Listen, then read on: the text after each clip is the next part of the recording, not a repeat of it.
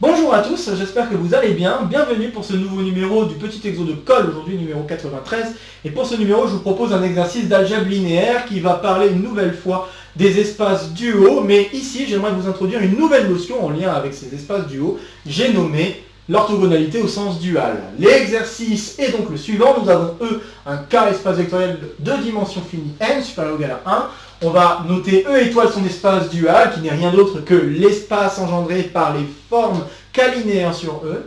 On va considérer phi un sous-espace vectoriel de E étoile de dimension d. Et on va montrer que cet ensemble-là, qui dépend de phi, appelé phi ronde, est un sous-espace vectoriel de E de dimension n-d. Et je vous propose une petite application à cela, montrer que l'intersection de d hyperplan vectoriel dans Kn est au moins de dimension n-d. Bon voilà, c'est un très joli exercice, un exercice qui pourrait s'attaquer en première année de classe préparatoire, pour peu qu'on ait vu donc ces notions d'espace dual, ces notions de forme linéaire, d'hyperplan. Il faut avoir au minimum connaissance de ces choses-là et savoir comment on travaille avec ces choses-là. Je pense qu'il est quand même suggéré d'avoir un peu de recul pour pouvoir attaquer cet exercice, donc plutôt d'attaquer cet exercice en deuxième année de classe préparatoire, mais je pense que même en première année de classe préparatoire, à l'aide du plan de résolution que je vais donner d'ici quelques instants, pourrait s'en sortir à travers cet exercice. Bien, je vais vous parler un petit peu plus de l'orthogonalité au sens dual, car c'est tout l'objet de cet exercice, c'est de démontrer un résultat autour de cette notion. Donc nous avons l'orthogonalité dual qui en fait se scinde en deux orthogonalités. Vous avez l'orthogonalité qui prend un espace vectoriel dans E et l'envoie vers E étoile, et vous avez une orthogonalité qui prend un sous-espace vectoriel de E étoile qui l'envoie vers E. Donc ici, si je prends phi SEV de E étoile, eh bien la définition de phi ronde, c'est exactement prendre l'orthogonale de phi sur E étoile vers E. Voilà. Donc c'est exactement ça, le sens dual de l'orthogonalité, et nous avons également l'orthogonalité qui va de E vers E étoile. Donc si j'ai un SEVF de E, alors je peux définir F perp comme étant l'ensemble des phi dans E étoile, tel que phi de x égale 0 pour tout x dans F. C'est la même chose que de dire que je demande à prendre toutes les formes linéaires telles que F et dans leur noyau. Ça revient exactement à la même chose que ça. Alors, je ne donne pas la même notation étant donné que ce n'est pas tout à fait la même dualité. Vous avez une dualité qui va de E vers E étoile et l'autre qui va de E étoile vers E. Mais bien évidemment, il y a des liens entre ces deux orthogonalités. Bien sûr que si je prends un SEV de E, bon, c'est pas si simple à démontrer tout de suite, mais si on utilise les définitions posées telles qu'elles sont posées, c'est pas très difficile de le démontrer. En tout cas, en dimension finie, il n'y a pas trop de difficultés. Donc si je prends un SEV de E, que je prends son orthogonale perp, puis son orthogonale ronde, alors je vais retrouver l'espace vectoriel F que j'avais au départ. Et de même, si je prends un SEV de E étoile, je m'amuse à faire l'orthogonale ronde, puis l'orthogonale perp, je vais retrouver le SEV de départ dans E étoile. Donc ça va, ce sont des opérations en effet qui, entre guillemets, s'inversent l'une de l'autre. Il y a aussi des propriétés de dimension, dont une qu'on va chercher à démontrer dans un sens. Cette propriété justement que phi et phi ronde en termes de dimension, si je les additionne, ça donne la dimension de l'espace E. Voilà, donc ça c'est une propriété assez intéressante.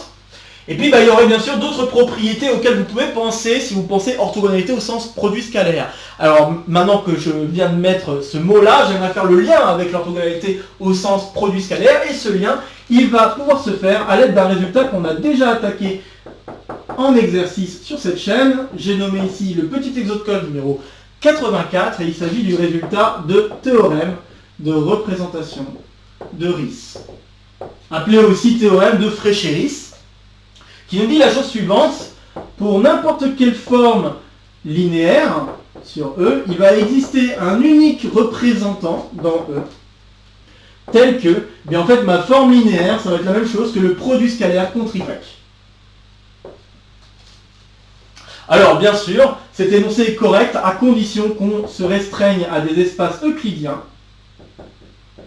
sous-entendu, espace vectoriel dimension finie, avec comme corps de base les réels et avec un produit scalaire. Bien entendu. Alors bien sûr, on peut élargir un petit peu l'énoncé du théorème de représentation de Riesz aux espaces préhibértiens avec certaines conditions.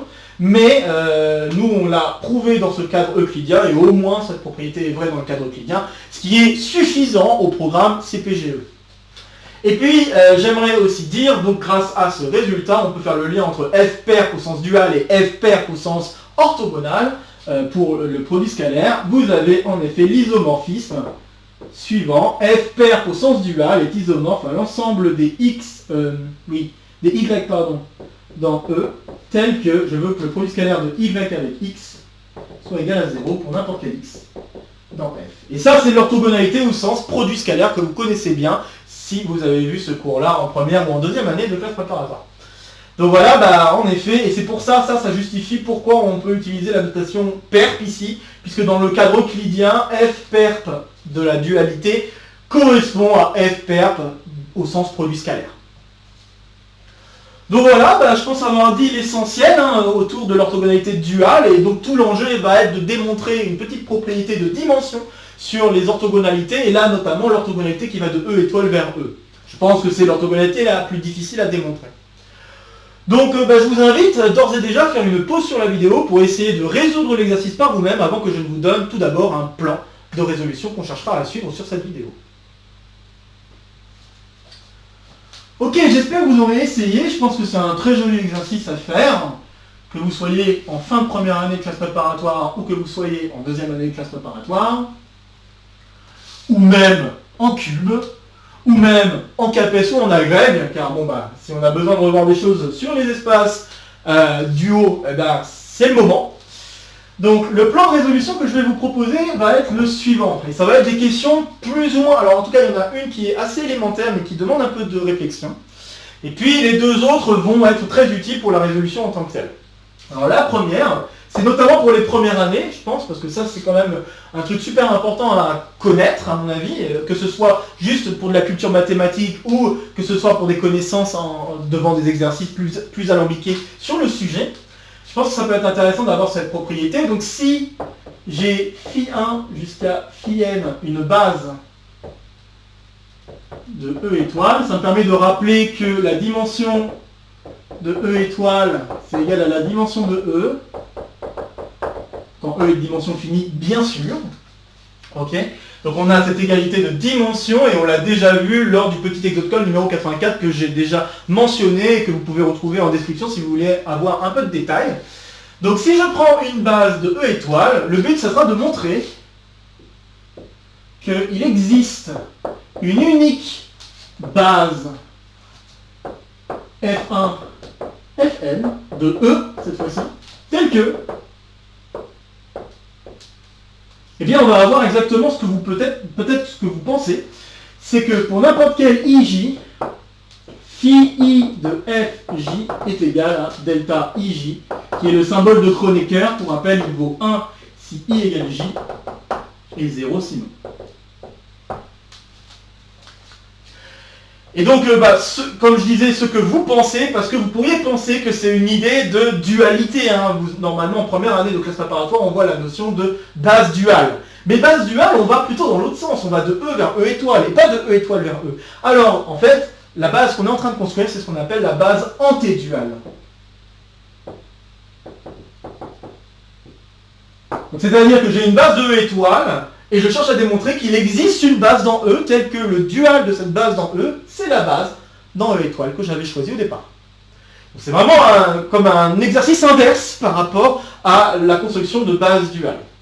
Et l'exercice inverse n'est pas si évident à faire. Parce que pour la base duale, on peut assez bien expliciter les formes linéaires qu'il faut choisir ou qu'il faut construire à partir d'une base donnée.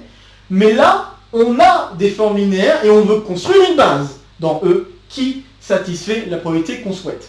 Et là, il y a de la difficulté. J'en dis pas plus pour l'instant. Une autre propriété qui va être très utile pour pouvoir attaquer l'exercice, ça va être la suivante. Si j'ai phi 1 jusqu'à phi r une famille libre dans E étoile, et si psi est un élément de E étoile également, alors il va falloir montrer l'équivalence suivante. Psi appartient à vect de phi 1 phi r si et seulement si l'intersection des noyaux de chacun des phi I est inclus dans le noyau de psi. Voilà, c'est assez marrant de pouvoir caractériser le fait qu'une application linéaire s'écrive comme combinaison d'autres formes linéaires, juste en connaissant des conditions sur les noyaux. Je pense que ça peut être assez sympa à faire comme exercice, surtout qu'on voit que c'est une caractérisation complète, hein, donc c'est un si et seulement si. Bien entendu, comme dans toute équivalence, il y a un sens un peu plus simple que l'autre. Je vous laisse chercher lequel. Mais voilà, c'est un très joli exercice et je vous invite donc à le faire. Pour pouvoir avancer dans le gros exercice. Bien sûr, ce n'est pas forcément le seul moyen de résoudre l'exercice 1. Là, je vous en propose un, relativement élémentaire, qui pourrait être suivi par un élève de première année de classe préparatoire. Mais bien évidemment, on pourrait peut-être attaquer l'exercice avec d'autres outils pour aller un peu plus vite. Mais ici, j'utilise vraiment des outils de classe préparatoire et plutôt de première année de classe préparatoire pour cette résolution. Alors, dernier point, en utilisant... C'est un peu astucieux, mais pas tant que ça, finalement, quand on y réfléchit. En utilisant l'application suivante, que je vais appeler θ, qui va aller de E vers KD, qui à X associe le uplet suivant phi1 de X jusqu'à phi D de X, avec phi1, phi D, une base pas de E, étoile, je voulais dire de phi. Conclure. Donc normalement, en étudiant cette application θ, dont il faudra démontrer 2-3 petites choses, eh bien on devrait pouvoir conclure ce qu'il va en être pour la question de la dimension de phi ronde. Bon voilà, voilà le plan de l'exercice que nous allons attaquer, le plan de résolution que je vous propose. Et maintenant, je vous invite à nouveau à faire une pause sur la vidéo pour essayer de résoudre l'exercice par vous-même en suivant ce plan ou en essayant de faire un peu par vous-même, comme vous voulez, avant que je ne vous donne donc une résolution. Ok, j'espère que vous aurez essayé. Je pense vraiment que c'est un exercice très sympa à faire pour vraiment en comprendre davantage sur la notion d'espace dual et des choses qui sont en lien avec cette notion d'espace dual. Et donc on va commencer par montrer cette existence et unicité de la base en T dual. Résolution. Ok. Alors comme je l'ai dit tantôt, c'est pas aussi évident, à partir de la base de E étoile, de construire une base de E qui satisfait exactement ce qu'on souhaite. Alors comment on s'y prend? Eh bien on va écrire les équations qu'on souhaite que la base qu'on veut construire respecte. Pour pouvoir écrire ces équations, il va falloir que je fixe une base de E, n'importe laquelle. À partir de cette base de E, je vais écrire une autre base, dont j'aimerais qu'elle satisfasse certaines propriétés. Puis une fois que j'aurai écrit autrement ces propriétés, je vais essayer de démontrer que cet autrement, cette interprétation de ce que je souhaite avoir, est vraie. Et une fois que j'aurai montré cette interprétation vraie, je vais pouvoir faire l'équivalence et conclure.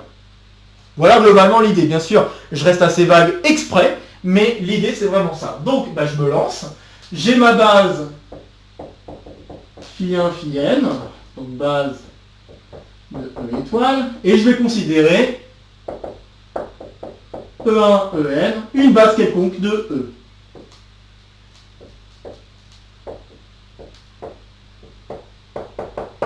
Et puis je vais expliquer ce que je veux. Je veux une base, donc on veut trouver une base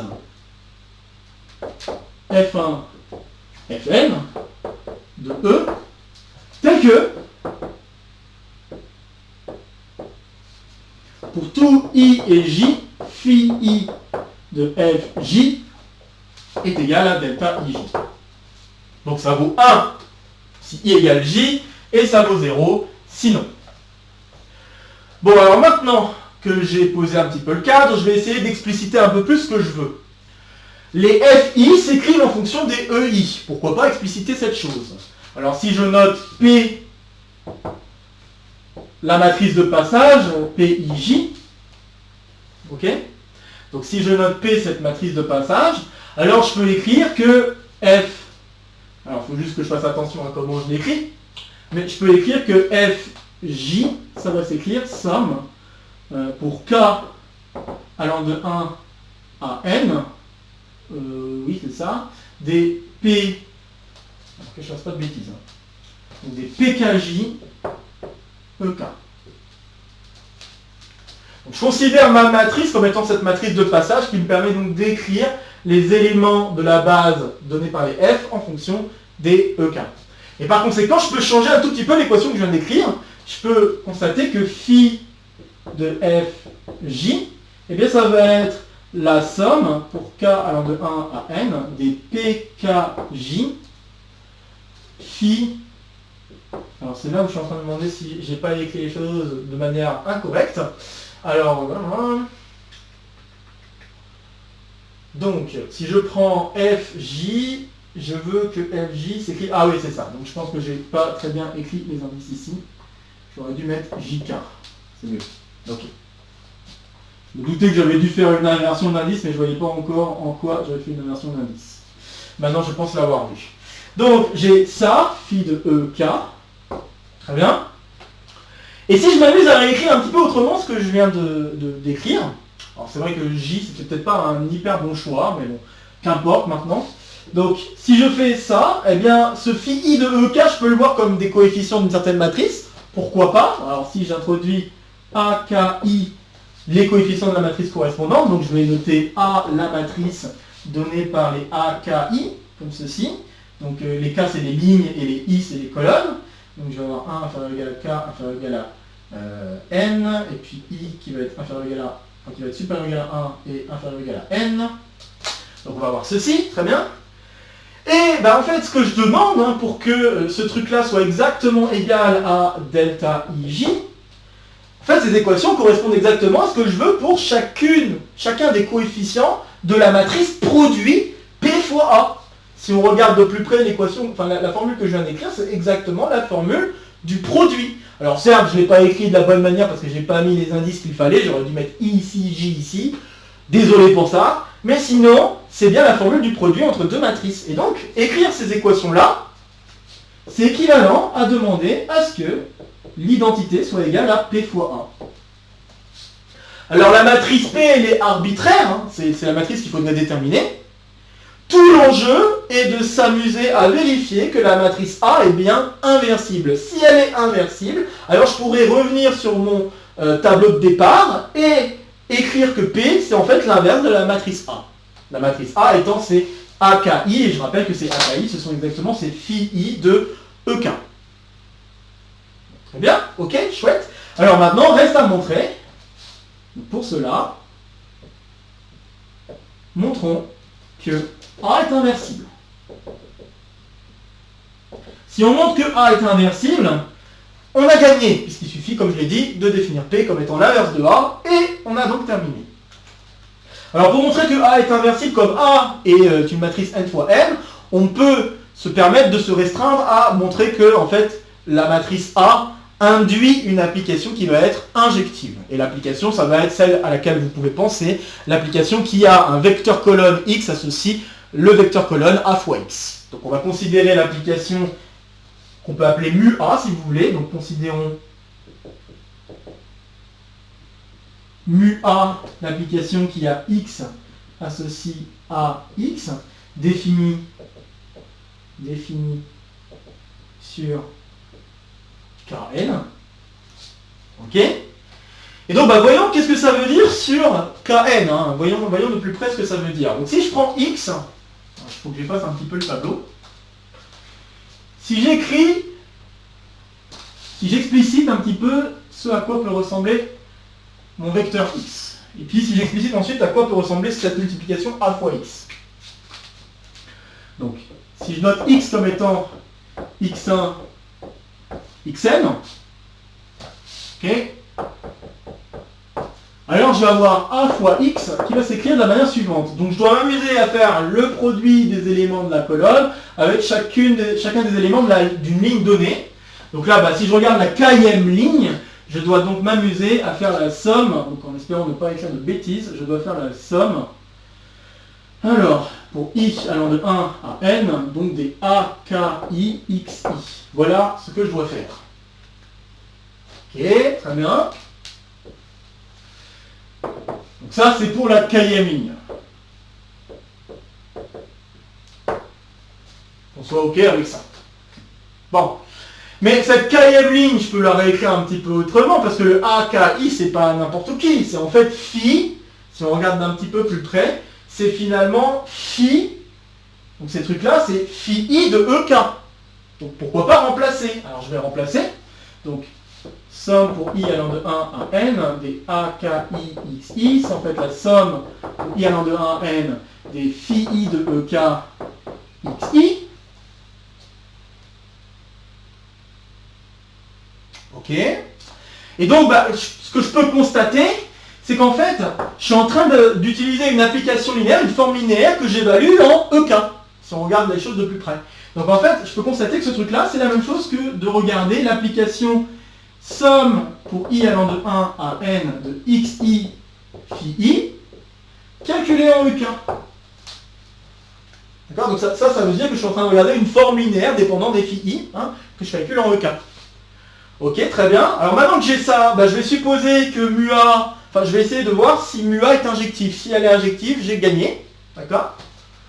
Et pour cela, il va falloir que je regarde le noyau. Et vous allez voir que tout va très bien se passer. Hop.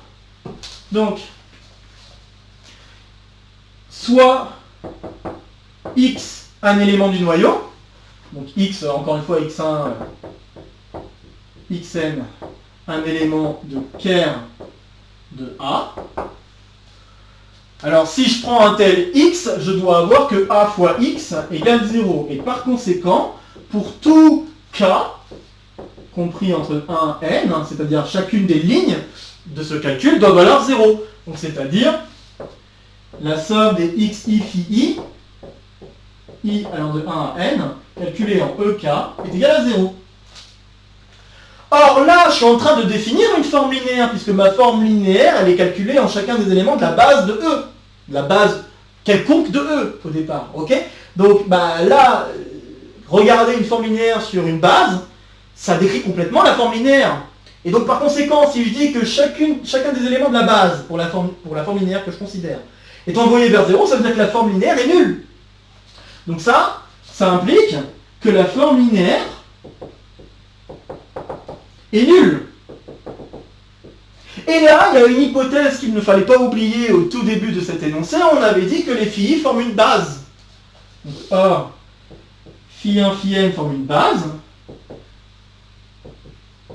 Et donc en particulier, elle est libre. Et donc comme elle est libre, on a une combinaison là, K linéaire des phi I qui donne 0. Ça veut dire que les coefficients de cette combinaison sont nuls. Donc ça implique que xi égale 0 pour tout i dans un n. Ce qui induit alors que mon vecteur x est nul, et donc que le noyau est nul.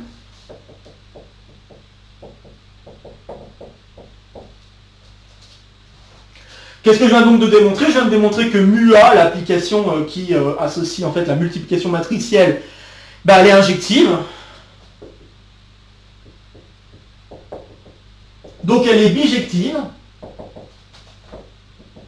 Pourquoi? Parce qu'on travaille avec une dimension d'espace de départ qui est la même que la dimension de l'espace d'arrivée. Donc si on a injectivité, c'est équivalent à avoir bijectivité, c'est-à-dire équivalent à la surjectivité en fait, grâce au théorème du rang si vous voulez. Voilà, ça peut être un moyen de l'expliquer.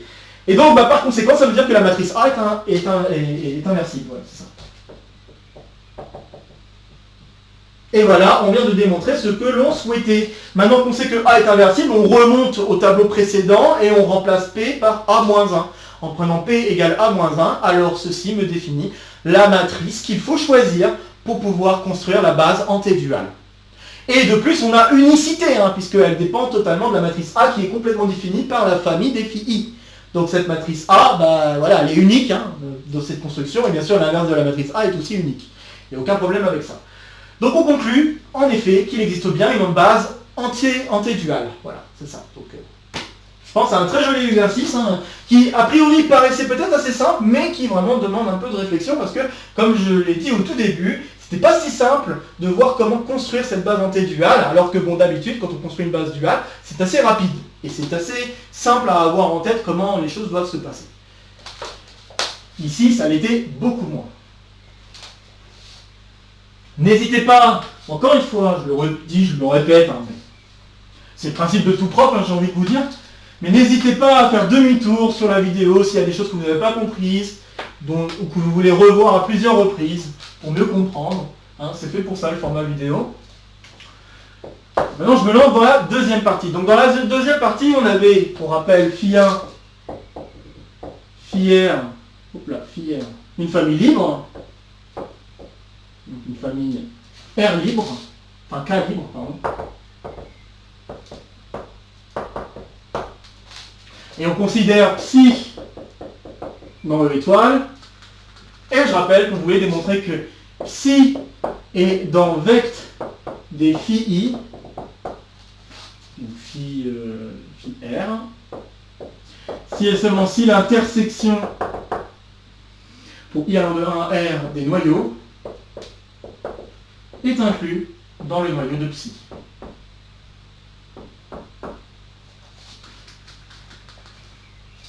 Bon, il y a un sens qui est évident, le sens évident c'est le sens direct. Okay. Donc, je vais commencer par ça. Pour le sens direct, supposons que psi s'écrive somme des alpha i, enfin peut-être pas alpha, des AI phi i, pour I allant de 1 à R. Bien, soit X un élément du noyau, de l'intersection des noyaux, donc I allant de 1 à R, de Pierre de phi I. Ok. Alors par conséquent, je sais que phi de x vaut 0, et donc si je m'amuse à calculer psi de x, on a psi de x qui est égal à la somme des AI phi I de x qui valent tous 0. Et donc ceci me donne 0. C'est gagné, je viens donc de démontrer qu'en effet, un x qui appartient à cette intersection appartient aussi au noyau de psi.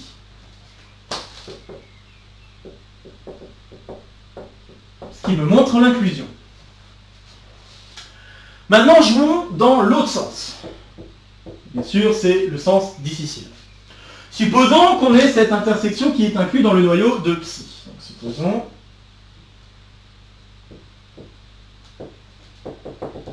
R phi I est inclus dans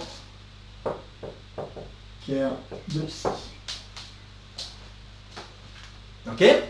Ce que je vais faire, c'est que je vais considérer la base antiduale. Hein. C'est pas pour rien que c'était la première question, c'est qu'elle va nous servir ici. J'ai une famille libre, comme toute famille libre qui se respecte dans un espace vectoriel de dimension finie, je peux la compléter en une base. C'est ce que je vais faire. Complétons, principe de complétion d'une base. Hein. Complétons phi 1, phi R en une base. Phi 1, phi n de E étoile. Et donc il existe une base antiduale. Hein. Donc il existe, je peux considérer F1 Fn, base antiduale, la base antiduale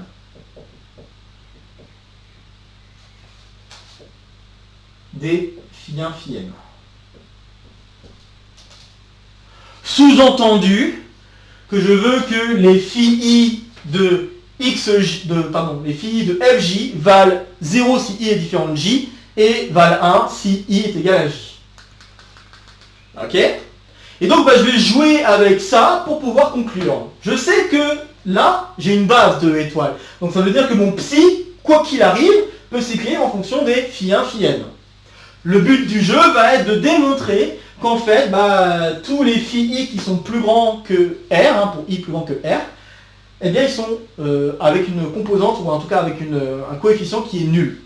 Ça va être ça l'enjeu de ce qui va suivre. Je vais effacer un petit peu le tableau, hop, notamment la partie facile, pour pouvoir avancer. Ok, alors soit... Donc nous avons... Pardon, je vais écrire ça plus tard. nous avons psi qui c'est la somme des A phi I allant de 1 à n. Car les phi I forment une base de E étoile. Donc, car les phi I, base de E étoile. Pour I, bien sûr, compris entre 1 et n. Ok. But du jeu, donc montrons que... alors réfléchissons. On veut montrer que en fait, finalement, les AI sont nuls pour tout I plus grand que R strict. Ok, ça marche. Alors maintenant, pour pouvoir démontrer ça, qu'est-ce qu'on va faire? Alors ce qu'on va faire, c'est qu'on va utiliser le fait que le noyau des phi I, l'intersection des noyaux de phi I sont inclus dans le noyau de psi. Alors, qu'est-ce que vous pouvez constater sur la base en T dual? Il faut constater que les Fr plus 1 jusqu'à Fn sont tous des éléments qui vont être dans le noyau, dans l'intersection des noyaux. Donc, par construction des F1, Fn, nous avons, donc c'est ça le truc qu'il faut constater pour pouvoir avancer, que Fi appartient à l'intersection, alors peut-être Fj plutôt, appartient à l'intersection pour I allant de 1 à R des kers de phi I pour tout J plus grand que R. En effet, je vous rappelle que phi I de Fj vaut 0 si I est différent de J, et notamment si je me restreins à I compris entre 1 et R, J, si je le prends plus grand strict à R, je suis sûr que phi I de Fj vaut 0. Et par conséquent, Fj est donc dans l'intersection de tous les phi I. Très bien. Et bien maintenant, si j'utilise le fait que cette intersection de noyaux est inclue dans le noyau de psi, ça veut dire quoi? Ça veut dire que psi de Fj vaut 0. J'efface un peu. Parce que j'ai pas de place. Hop. Ainsi, psi de Fj égale 0. Mais si je calcule en Fj, c'est la même chose que calculer ce truc-là en Fj. Et le seul élément qui va survivre, c'est quand I égale J. Donc en fait, psi de Fj, ça va finalement donner AJ. Donc ce truc-là est vrai pour J plus grand que R strict. Ce qui veut dire que tous les coefficients qui sont plus grands que R sont nuls. Et donc, psi peut se réécrire somme pour I allant de 1 à R des AI phi I. Et voilà, c'est gagné. Je viens donc de démontrer que psi, c'est bien un élément qui s'écrit comme combinaison linéaire des phi I. Donc ça appartient bien à vect de phi 1, phi R. Et voilà, la preuve est faite. Donc il y avait quand même quelques petites difficultés que je vous ai montrées, en tout cas j'ai essayé de vous mettre en avant les points sur lesquels il fallait vraiment se pencher pour pouvoir avancer correctement dans l'exercice. Et donc là, la difficulté de cette partie de l'exercice, c'était de penser à utiliser la base en T dual de la question d'avant. Et une fois qu'on a utilisé cette base en T dual, l'exploiter pour mettre en avant qu'il y a des éléments dans cette base en T dual qui appartiennent à l'intersection des noyaux qui m'intéressent. Et cette intersection des noyaux, elle est inclue dans le noyau de psi par hypothèse, et en jouant là-dessus, on conclut. Voilà. Bien. Alors maintenant que ceci est fait, on va pouvoir se lancer sur la troisième et dernière partie de l'exercice, qui va nous permettre de conclure. Et de démontrer un assez joli résultat qui lie l'espace vectoriel avec son orthogonale. Résultat auquel on pouvait s'attendre, mais quand même, résultat pas évident. Dans ce cadre-là, on n'a pas de produit scalaire, on est vraiment obligé de travailler avec les formes linéaires qui sont en jeu. Donc 3. Très bien, donc j'ai phi, grand phi, SEV de E étoile, de dimension D. Bon, clairement, si la dimension est nulle, je n'ai pas grand chose à dire. Donc si la dimension est nulle, ça veut dire que la seule forme linéaire qui est dans phi, c'est 0. Et n'importe quel x dans E vérifie cette propriété. Donc voilà, on conclut. Donc si D est nul, c'est terminé. Pas de discussion. Donc supposons que D est supérieur ou égal à 1 maintenant. Très bien. Et c'est maintenant que je vais introduire la base et que je vais introduire mon application θ que j'ai donnée tout à l'heure. Donc, considérons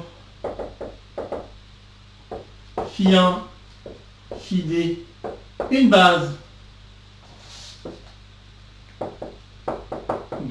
de Φ, pardon, pas de E étoile, de Φ. Ok. Et soit l'application θ, donc comme je l'avais donné tout à l'heure, qui va de E vers K puissance D, qui à X associe l'évaluation de chacun des phi I en X.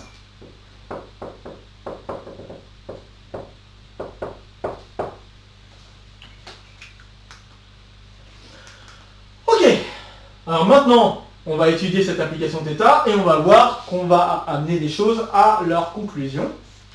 Donc, si j'étudie un petit peu l'application θ, première chose que je peux constater, c'est que θ est une application linéaire. On a que θ est linéaire. Ok. Maintenant que j'ai dit que θ était linéaire, est-ce que, par hasard, θ est surjective ou pas? Ça, c'est une question qui peut se poser.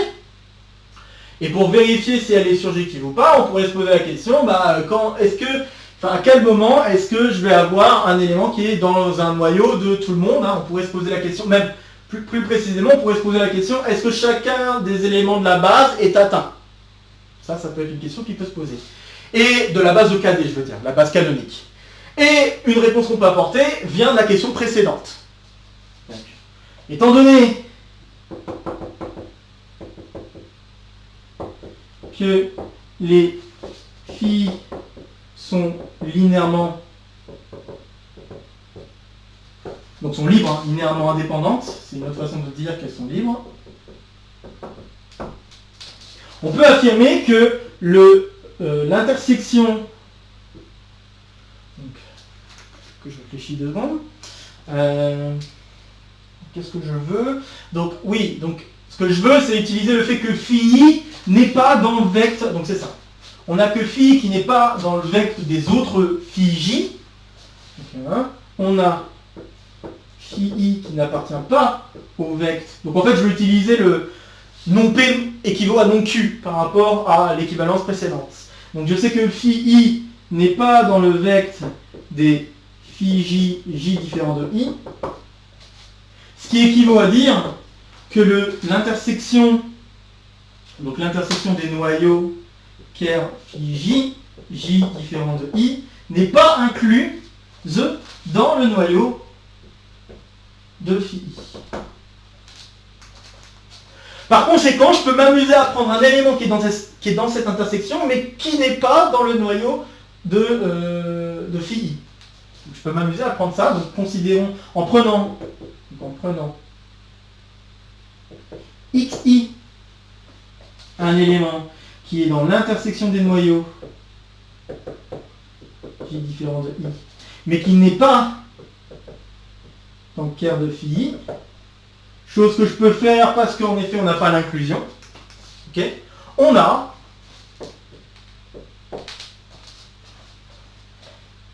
phi, donc faisons pas de bêtises, on a phi j, bon, je vais mettre carrément θ, hein.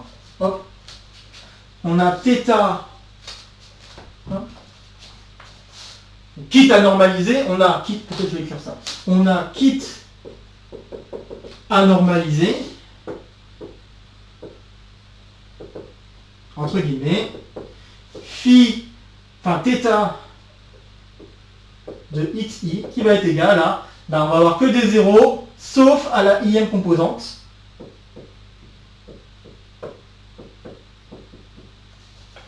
On va avoir un 1. Si c'est pas un 1, on sait que c'est non nul, étant donné qu'on n'est pas dans le noyau de phi, et il reste à diviser par la composante non nulle pour pouvoir avoir exactement ce qu'on veut ici. C'est pour ça que j'ai dit quitte à normaliser.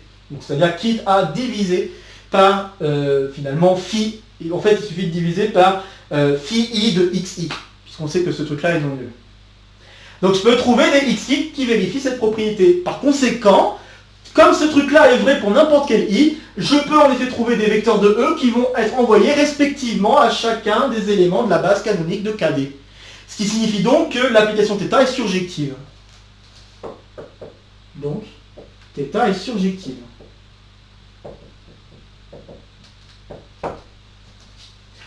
Ok, maintenant voyons de plus près ce qu'est notre phi rond par rapport au phi 1 phi d. Si on y réfléchit un petit peu, être dans phi rond, c'est être dans le vecte de phi 1 phi d. Et être dans le vecte de phi 1 phi d, c'est exactement s'assurer d'avoir ce noyau, cette intersection de noyaux là, qui est inclus dans le noyau de l'application linéaire qu'on considère. Ça peut être une façon de voir. Mais si on regarde de plus près l'interprétation que j'avais d'ailleurs un petit peu donnée, si on regarde un petit peu plus près les éléments qu'on a ici, on est en train en fait de prendre les éléments qui sont dans E qui appartiennent au noyau de n'importe quelle forme linéaire de phi. Mais comme n'importe quel élément, comme n'importe quelle application linéaire, forme linéaire qui est dans phi, s'écrit en fonction des phi 1, phi d, il suffit, et que les phi 1, phi d sont linéairement indépendants, il suffit d'être dans l'intersection des phi 1, phi d. Ce qui permettra donc de dire que ce phi ronde, ce n'est rien d'autre que l'intersection des noyaux des phi i. Je vais effacer, et puis vous allez voir, ça va mener donc à la conclusion.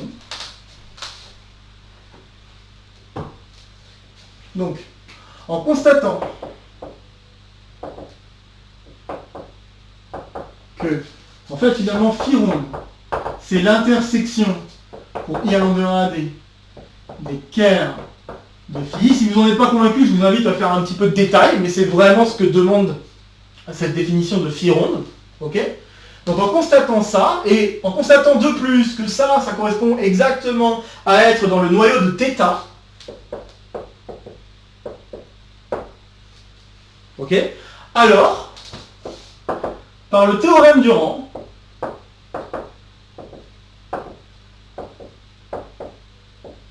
on peut écrire la chose suivante. La dimension de E, c'est égal à la dimension de l'image, qui est en fait la dimension de KD, puisque l'image, étant donné que l'application est surjective, ça doit être tout le monde, plus la dimension du noyau, donc dimension de phi ronde. Et donc ça veut dire que la dimension de phi ronde, eh bien c'est la dimension de E moins la dimension de KD, c'est-à-dire N moins T. Ceci conclut la démonstration. Voilà, c'est assez joli comme résultat. J'espère que ça vous a plu de voir à quel point on peut étudier, jusqu'où on peut étudier les formes linéaires pour mettre en avant des résultats comme celui-ci, d'orthogonalité au sens dual. Je trouve que c'est assez joli. Alors maintenant, l'application, comme je vous l'ai dit, je ne vous ai pas menti, je vais vous le dire rapidement, l'application, ça se conclut aussi très très vite, grâce à une interprétation entre forme linéaire et application linéaire. Être dans le noyau d'une forme linéaire, c'est exactement être dans un hyperplan. Donc quand je me donne, donc là je vais faire l'application,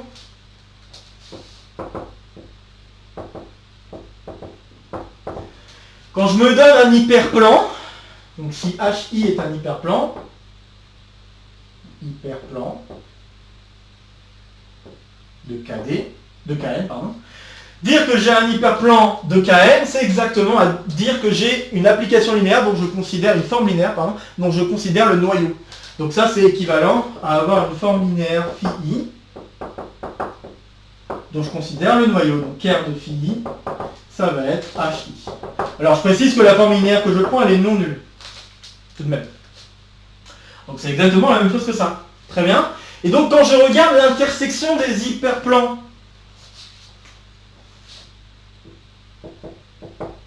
ça revient à la même chose que l'intersection des noyaux. C'est-à-dire que ça revient exactement à cette chose-là. D'accord ? Donc c'est l'intersection des noyaux.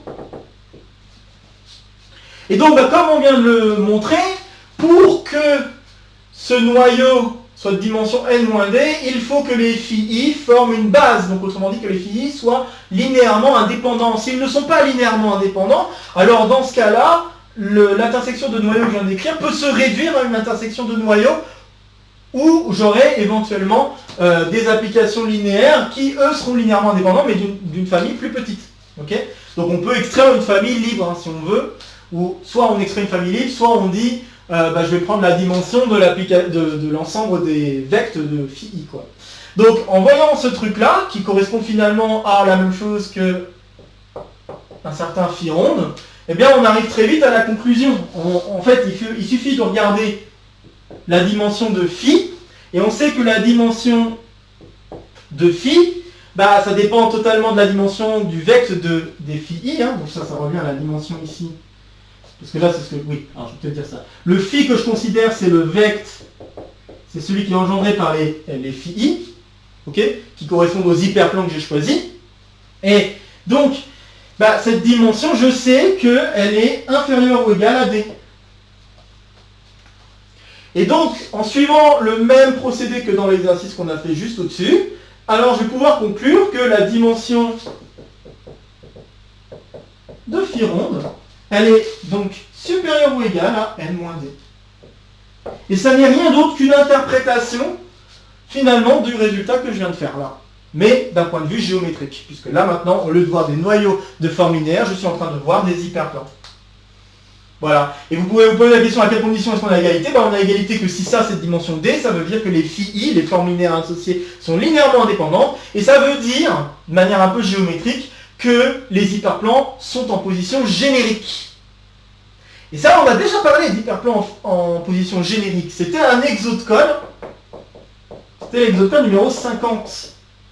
Alors, on n'avait pas vu des hyperplans vectoriels, on avait vu des hyperplans au sens général, donc des hyperplans affines, et on avait vu ce que ça signifiait avoir des hyperplans qui sont placés dans un sens générique. C'est demander des propriétés concernant les intersections qu'on peut avoir entre les hyperplans. Mais c'est aussi demander des propriétés, si vous voyez ça plutôt avec un produit scalaire, c'est aussi la même chose que de demander à ce que les vecteurs normaux associés aux hyperplans qui sont en jeu forment une famille libre. Ça peut être une autre façon de voir. Mais demander ça, ça revient exactement à la même chose que de demander que les phi i soient linéairement indépendants. Donc voilà le lien entre choisir des hyperplans dans une position générique et choisir des applications linéaires qui forment une famille linéairement indépendante.